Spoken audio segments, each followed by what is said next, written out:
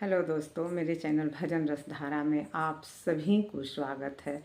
दोस्तों, आज मैं माँ का एक गीत लेकर के आई हूँ। बड़े ही प्यारा गीत है, धीरे धीरे पौआ धरत आव मैया।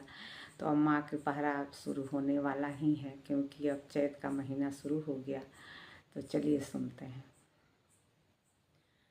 धीरे धीरे पौआ धरत आई मैया, धीरे धीरे पौआ धरत आई मैया। नयनवा दर्शन के कुलाइल, नयनवा दर्शन के कुलाइल। धीरे धीरे पौआ धरत आई मैया, धीरे धीरे पौआ धरत आई मैया।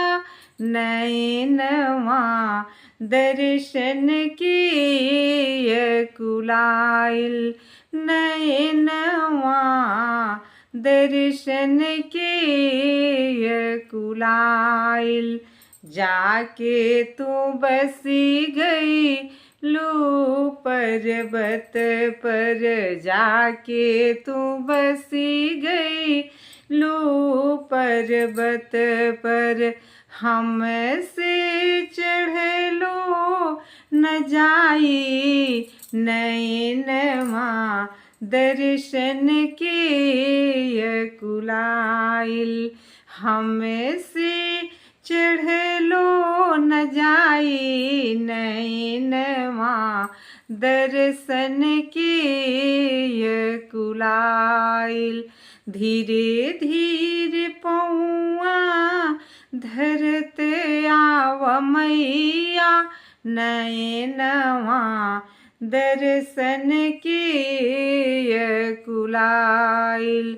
पूजन के हम रीति न जाने, पूजन के हम रीति न जाने। दीहा हो मैया समुझाई, दीहा हो मैया समुझाई। नयनवा दर्शन के कुलाइल। दीहा हो मैया समुझाई, नयनवा दर्शन के कुलाइल। बीच भांवर में नैया मैया, बीच भांवर में नैया मैया। दिहा हो किनरवा लगाई, नयनवा दर्शन के कुलाइल। दिहा हो किनरवा लगाई, नयनवा दर्शन के कुलाइल।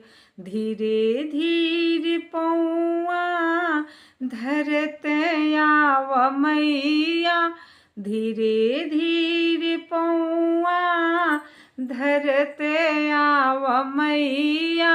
नयनवा दर्शन के कुलाइल, नयनवा दर्शन के कुलाइल।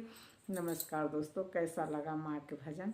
अगर थोड़ा सा भी आप लोगों को अच्छा लगा हो तो कमेंट बॉक्स में जय माता जी एक बार ज़रूर लिखिएगा दोस्तों। और मेरे चैनल को सब्सक्राइब नहीं किए हैं तो प्लीज़ एक बार ज़रूर कीजिएगा, ज़्यादा से ज़्यादा शेयर कीजिएगा। फिर मिलती हूँ कोई अच्छे से अच्छे भजन के साथ। तब तक के लिए नमस्कार।